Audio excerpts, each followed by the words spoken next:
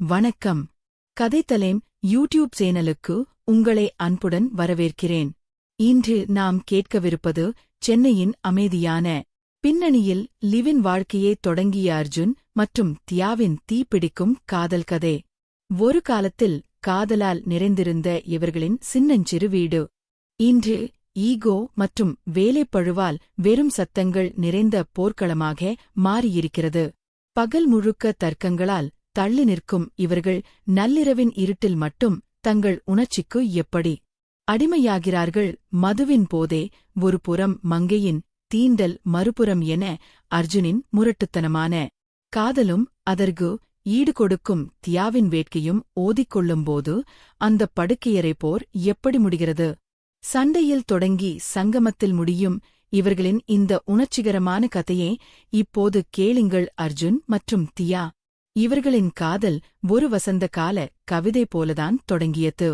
ஒரு வருடத்திற்கு முன்னால் இருவரும் தங்கள் காதலை அடுத்த கட்டத்திற்கு எடுத்து செல்ல முடிவெடுத்து அந்த அழகான லிவின் வாழ்க்கையை தொடங்கினார்கள். சென்னையில் ஒரு அமைதியான பகுதியில் தங்களின் ரசனைக்கு ஏற்றாற்போல ஒரு சின்ன அப்பார்ட்மெண்டை தேர்வு செய்தார்கள். ஆரம்ப நாட்களில் அந்த வீடு முழுக்கவும் அவர்களின் சிரிப்பு சத்தமும் இடைவிடாத கொஞ்சல்களும்தான் நிறைந்திருக்கும். காலை எழுந்தவுடன் ஒரு சூடான காப்பியை பகிர்ந்து கொள்வதில் தொடங்கி இரவு தூங்கும் வரை ஒரு நிமிடம் கூட ஒருவர் பிரியாமல் இருப்பார்கள். வார இறுதி நாட்கள் வந்துவிட்டால் போதும் கையை பிடித்துக்கொண்டு பேச்சினிமா, லாண்டிரேவ் என சுற்றாத இடமே இல்லை. அந்த ஒரு வருடம் அவர்களுக்கு ஒரு கனவு போலத்தான் நகர்ந்தது. அர்ஜுனின் அணைப்பும் தியாவின் அரவணைப்பும் அந்த வீட்டை ஒரு சொர்க்கமாக மாற்றி வைத்திருந்தது.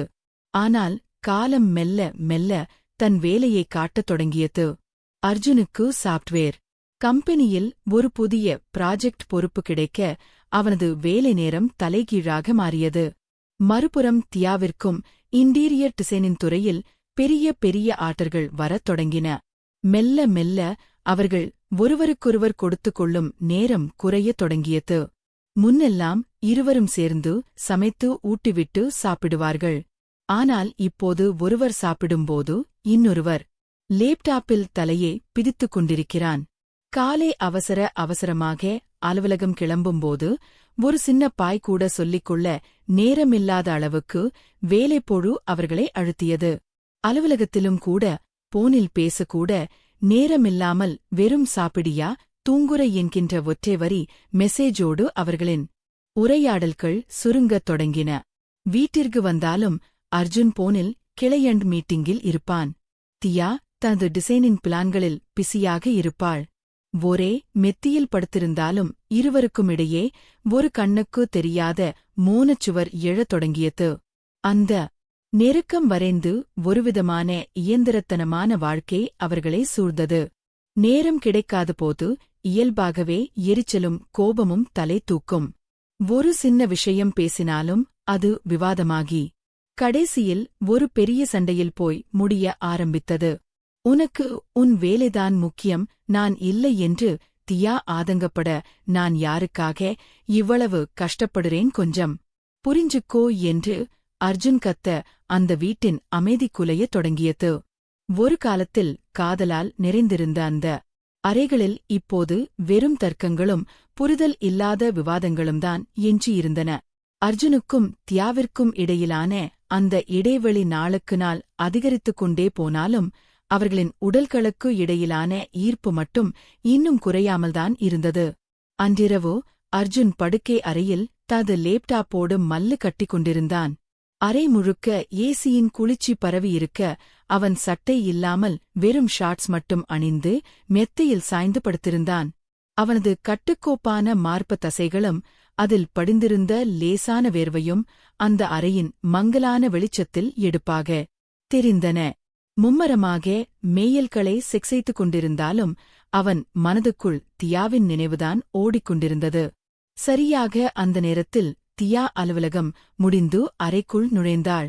ஒரு நீண்ட நேர வேலைக்குப் பிறகு அவள் முகத்தில் சோர்வு தெரிந்தாலும் அவளது கண்கள் அர்ஜுனை ஒருமுறை மேய்ந்துவிட்டு விலகின. கையில் இருந்த பேக்கே மெத்தியின் ஒரு ஓரத்தில் வீசிவிட்டு ஒரு வார்த்தை கூட பேசாமல் பாத்ரூம் சென்றாள். முகம் கழுவிவிட்டு வந்தவள் அர்ஜுன் அங்கேயே இருப்பதைப் பற்றி துளியும் கவலைப்படாமல் அவனுக்கு நேர் முன்னாலேயே உரையை மாற்றத் தொடங்கினாள். அவள் தனது பார்மல் ஷர்ட்டின் பட்டன்களை ஒவ்வொன்றாக நீக்கி அதை கலற்றி போட்டாள். அர்ஜுனின் கண்கள் இப்போது லேப்டாப் தலையை விட்டு மெல்ல தியா பக்கம் திரும்பின. அவள் ஒரு கருப்பு நிற ஸ்லீவ்லெஸ் டாப் மற்றும் மிகவும் குட்டியான ஒரு ஷார்ட்ஸை அணிந்து கொண்டாள். அந்த உடை அவளது பால் போன்ற மேனிக்கு நீண்ட கால்களுக்கும் அவ்வளவு பொருத்தமாகவும் பார்ப்பதற்கு அதீத கவர்ச்சியாகவும் இருந்தது. அவளது கூந்தலை அள்ளி முடிந்து கொண்டபோது அவளின் கழுத்து வளைவும் தோள்பட்டையின் வலவழைப்பும் அர்ஜுனின் கவனத்தை முழுமையாக சிதறடித்தன. வேலை பார்த்துக் கொண்டிருந்த அர்ஜுனுக்கு இப்போது தொண்டை வறண்டது போல இருந்தது. தியா மெல்ல மெத்தியில் ஏறி அவனது பக்கத்திலேயே வந்து அமர்ந்தாள். அங்கிருந்த வாட்டர் பாட்டிலை எடுத்து அண்ணாந்து தண்ணீர் குடித்தாள். அவள் தண்ணீர் குடிக்கும்போது அவளது தொண்டை ஏறி இறங்குவதையும் உதடுகளில் ஒட்டியிருந்த அந்த ஈரத்தையும் அர்ஜுன் ஒருவித தாகத்தோடு பார்த்துக் கொண்டிருந்தான். தியா தண்ணீர் குடித்து முடித்துவிட்டு பாட்டிலை மூடி வைக்கும்போது அர்ஜுன் அவளையே இமைக்காமல் பார்த்துக் கொண்டிருப்பதை உணர்ந்தாள். அவன் அவனை திரும்பி பார்த்தபோது இருவரது கண்களும் நேருக்கு நேர் சந்தித்தன. பல நாட்களாக பேசாமல் இருந்த அந்த மோனத்திற்கு நடுவே இப்போது ஒரு சூடான வேதியியல் மாற்றம் நிகழத் தொடங்கியது. அர்ஜுனின் பார்வையில் இருந்த அந்த தவிப்பு தியாவிற்கு நன்றாகவே புரிந்தது. ஆனால் அவள் அதைக் காட்டிக் கொள்ளாமல் அமைதியாக, ஐயோ டென்ஷன் ஆகாதடா, ஒரு முக்கியமான பாரின்கிளேன் மீட்டிங் இருக்கு மணிக்கு, ஜூம் கால் அட்டெண்ட் பண்ணனும் என்று அவன் சொல்ல அர்ஜுனுக்கு கோபம் தலைக்கேறியது.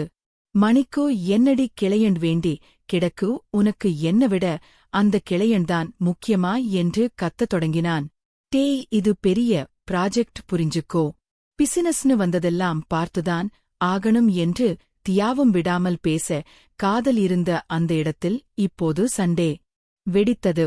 எப்பவும் இதேதான், உனக்கு உன் கரியர்தான் பெருசு, நான் உன் கூட இருக்கணும்னு ஆசைப்படுறது உனக்கு விளையாட்டாயிருக்கா என்று அர்ஜுன் கோபமாக எழுந்து ஷர்ட்டை மாட்டிக்கொண்டு நரையை விட்டு வெளியேறினான். நேராக கிச்சனுக்கு சென்றவன் பிரிட்ஜை திறந்து வைத்திருந்த வெஸ்கி பாட்டிலை எடுத்தான். கிளாஸ் கூட எடுக்காமல் அப்படியே பாட்டிலோடு ஹாலில் எடுத்த சோபாவில் அமர்ந்து மடமடவென குடிக்கத் தொடங்கினான். உள்ளே இருந்த கோபத்தை விட அந்த மதுவின் எரிச்சல் அவனுக்கு ஒருவிதமான நிம்மதியே கொடுத்தது. அப்படியே சோபாவில் சரிந்து படுத்துக்கொண்டான். தியா பெட்ரூமிலேயே இருந்தாள். அவள் பெரியதாக ரியாக்ட் செய்யவில்லை. ஏனென்றால் சமீப காலமாக இது அவர்களுக்குள் அடிக்கடி நடக்கும் ஒரு சடங்கு போலவே ஆகிவிட்டது. அவளது கவனம் இப்போது மணி மீட்டின் மேலேயே இருந்தது. ஆனால் மனதின் ஓரத்தில் அர்ஜுனின் அந்த ஏமாற்றம் அவனை ஒரு நடித்து வளர்த்தியது. அர்ஜுனுக்கும் தியாவிற்கும் இடையிலான அந்த விரிசல் ஒரு சின்ன அலட்சியத்தால் இன்று ஒரு பெரும் பிளவாக மாறத் தொடங்கியது. அன்று மாலை தியா அலுவலகத்திலிருந்து அர்ஜுனுக்கு ஒரு மெசேஜ் செய்திருந்தாள். அர்ஜுன், இன்னைக்கு கார் சர்வீஸ்ல இருக்கு, ஈவினிங் மணிக்கு என்ன வந்து பிக்கப் பண்ணிக்கோ. அர்ஜுனும் யோசிக்காமல் ஓகே வந்துடுறேன் என்று பதில் அனுப்பி இருந்தான். மணி ஆனது. தியா அலுவலக வாசலில் பையை தூக்கிக் கொண்டு அர்ஜுனுக்காக காத்திருந்தாள். மணி 8 அர்ஜுன் வரவில்லை. அவனது போன் சுவிட்ச் ஆஃப் செய்யப்பட்டிருந்தது. தியாவிற்கு ஆத்திரம் ஒரு பக்கம், பயம் ஒரு பக்கம். ஒரு மெசேஜ் கூட இல்லையே என்று முணுமுணுத்தபடி கடைசியில் ஒரு கேப்பிடித்துக் கொண்டு எரிச்சலுடன் வீட்டுக்கு வந்து சேர்ந்தார். இரவு மணி அர்ஜுன் வீட்டிற்கு வந்தான். அவனது முகம் சோர்வில் கன்றி போயிருந்தது. டை தளர்ந்து கிடக்க, ஷர்ட் பட்டன்கள் லேசாக கலண்டிருக்க, ஒரு பெரிய வேலையை முடித்து வந்த களைப்பு அவன் கண்களில் தெரிந்தது. ஹாலில் தியா சோபாவில் கைகளில் கட்டிக்கொண்டு அக்கினி பிழம்பாக அமர்ந்திருப்பதை அவன் கவனித்தான். அர்ஜுன் தனது வேகை கழற்றி சோபாவில் எரிந்துவிட்டு தியாவிற்கு பக்கத்திலேயே வந்து அமர்ந்தான். அவன் வாய் திறக்கும் முன்பே தியா வெடித்தாள்.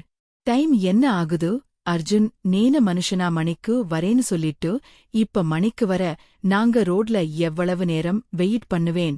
அர்ஜுன் நெத்தியே தேத்தபடி, சாரி தயா, இன்னைக்கு லாஸ்ட் மினிட்ல ஒரு பெரிய டெக்னிக்கல் இஸ்யூ, அதை முடிக்காம கிளம்ப முடியல.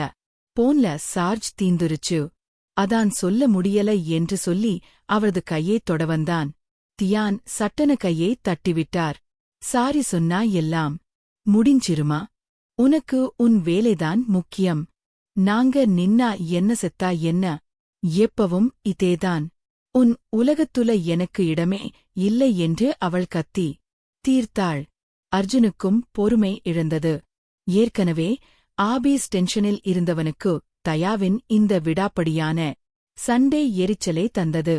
நிறுத்துதையா, நானும் மனுஷன்தான். வேணும்னு உன்ன அங்க நிக்க வைக்கல. ஒரு சாரி சொன்னா அதே ஏத்துக்க மாட்டியா? எப்ப பாரு இப்படி ஒரு சின்ன விஷயத்தே பெருசு பண்ணிட்டு இருக்காது என்று அவனும் சத்தமாக பேசினான். சின்ன விஷயமா? ஒரு பொண்ணு நைட் நேரத்துல ரோட்ல தனியா நிக்கிறது உனக்கு சின்ன விஷயமா? உனக்கு என் மேல அக்கறையே இல்லை என்று தியா மீண்டும் கத்த அர்ஜுன் ஆத்திரத்தில் சோபாவை ஓங்கி அடித்தான். ஆமாடி, அக்கறை இல்லாமதான். போதும் நிறுத்து, உன் கூட பேசி பேசி என் தலைதான் வலிக்குது என்று கத்தியவன் ஆத்திரத்தில் ஹால் கதவை நோக்கி நடந்தான். கதவை திறந்து, இன்னைக்கு நான் வீட்டிலேயே இருக்க மாட்டேன் என்று சொல்லி ஓங்கி அடைந்துவிட்டு வெளியேறினான்.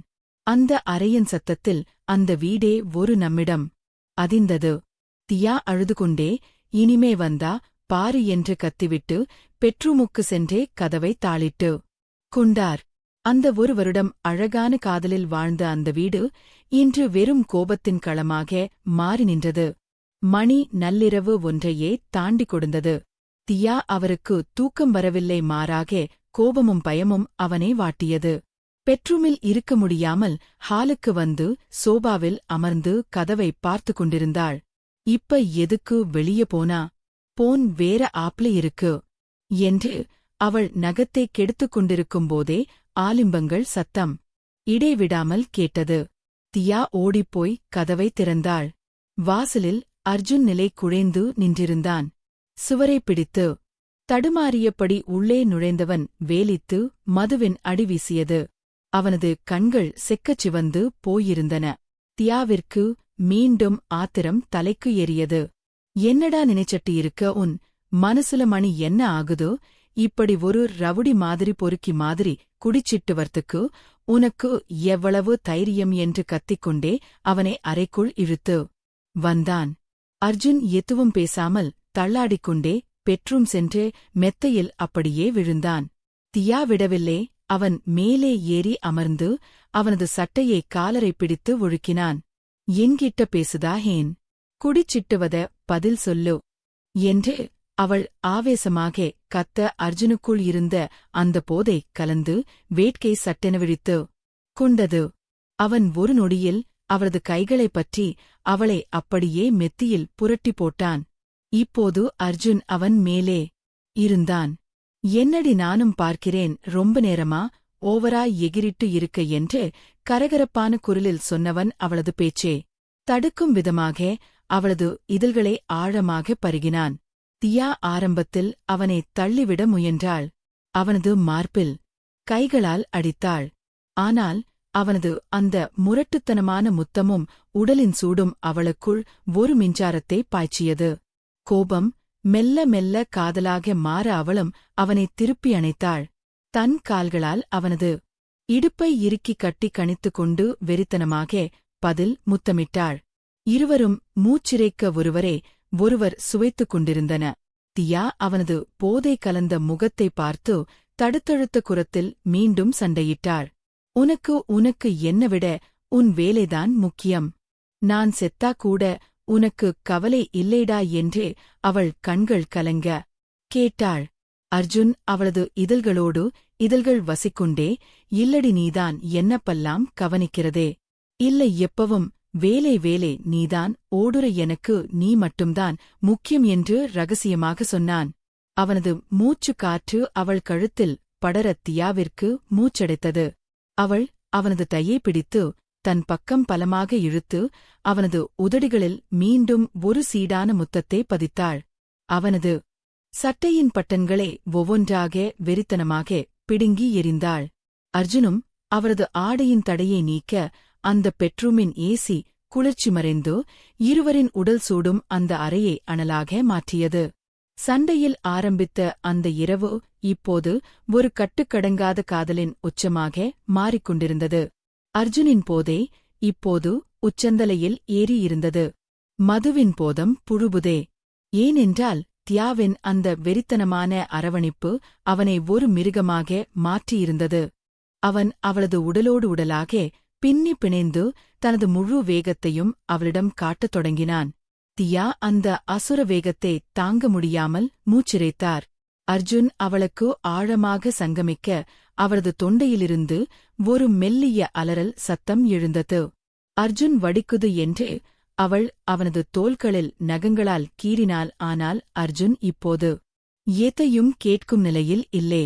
அவனது காதுகளில் அவளது கெஞ்சல் விடவே இல்லே. அவனது கவனம் முழுவதும் அவளது மேனியே தனது ஆதிக்கத்திற்குள் கொண்டு வருவதிலேயே இருந்தது. அவனது ஒவ்வொரு அசைவும் அத்தனை ஆவேசமாகவும் பலமாகவும் இருந்தது. தியா அந்த வேகத்தில் நிலைத்தடுமாறி தனக்கு ஒரு புடிமானம் தேவை என்பதற்காக மெத்தைக்கோ அருகில் இருந்த அந்த மரத்தாலான தீப்பாயை தனது கைகளால் இறுகமாக பற்றிக் கொண்டார். அர்ஜுன் இன்னும் தனது வேகத்தை அதிகரிக்க அந்த மேசை அவனது வேகத்திற்கு ஈடுகொடுக்க முடியாமல் அதிரத் தொடங்கியது. அர்ஜுன் ஒரு கட்டத்தில் தனது கட்டுப்பாட்டை இழந்து, தயா, நீ எனக்கு மட்டும்தாண்டி, நீ எல்லாம், என்னால் இருக்க முடியாது என்று உணர்ச்சி வேகத்தில் கத்தினான். அவன் கொடுத்த அந்த ஒரு பலமான உந்துதலில் மேசையின்மேல் இருந்த தண்ணீர் பாட்டிலும் தியாவின் மொபைல் போனும் சிதறி தரைக்கு விழுந்தன. அந்த கண்ணாடி பாட்டில் சனாரென உடைந்த சிதறிய சத்தம் கூட அவர்களின் காதுகளில் விழவில்லை. தியா அவனது போதையை தானும் உள்வாங்கிக் கொண்டு கத்தினாள்.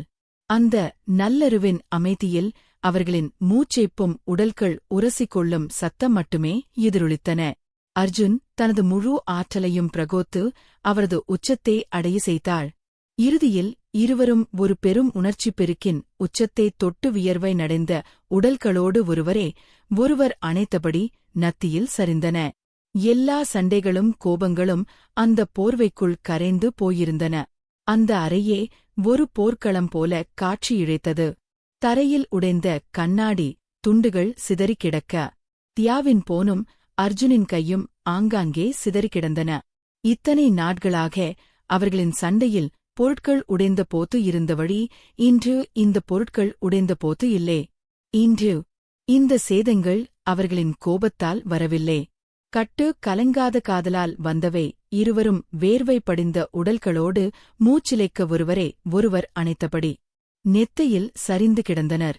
அர்ஜுனின் மார்பில் தியா முகம் புதைத்திருக்க அவன் அவளது ஈரமான குந்தலை மெல்ல கோதிக் கொண்டிருந்தான். அர்ஜுன் அமைதியே கலைத்தான். தியா, நாம சீக்கிரம் கல்யாணம் பண்ணிக்கலாம்டி, இப்படி தள்ளி போட்டுட்டே இருக்கிறது. எனக்கு சரியா தோணல என்று அவளது நெற்றியில் முத்தமிட்டு சொன்னான். தியா மெல்ல நிமிர்ந்து அவனது கண்களை பார்த்தான். ஒரு மெல்லிய சிரிப்புடன் கல்யாணம் பண்ணிக்கலாம்தான். ஆனா எனக்கு ஒரு கண்டிஷன் என்றால் என்னடி? கல்யாணத்துக்கு அப்புறமும் நான் இதே மாதிரி அடிக்கடி சண்டை போடுவேன். ஆனா நீ இப்ப பண்ணியே இதே மாதிரிதான் என்னை சமாதானப்படுத்தணும். கோபப்பட்டு வெளியே போகக்கூடாது. இப்படித்தான் அடிச்சு பிடிச்சு என்ன பண்ணிய வைக்கணும் என்று குறும்பாக சொன்னார். அர்ஜுன் பலமாக சிரித்தார். அவளை இன்னும் மிருக அணைத்துக் கொண்டு, அப்படியா மேடம்? இப்படித்தான் சமாதானப்படுத்தணும்னா நான் தினமும் உன் கூட சண்டை போடுவேண்டி. எனக்கும் அது வசதியாதான் இருக்கு என்று சொல்லிக்கொண்டே அவளது கழுத்தில் மீண்டும் ஒரு முத்தத்தை பதித்தான். தேய், நிஜமாவா என்று தியா அவனது மார்பில் செல்லமாக அடிக்க. நிஜமாதான். இனிமேல் நம்ம சண்டையோடு முடிவு இங்கதான் இருக்கும் என்று அர்ஜுன் உறுதியாக சொன்னான். அந்த இரவு அவர்களின் வாழ்க்கையில் ஒரு புதிய அத்தியாயத்தை தொடங்கி வைத்தது. வேலை, ஈகோ, நேரமின்மை என எல்லாம் இருந்தாலும் இறுதியில் அவர்களின் காதல் அனைத்தையும் முறியடித்து அந்த அறையில் மீண்டும் ஒரு சொர்க்கத்தை உருவாக்கியது.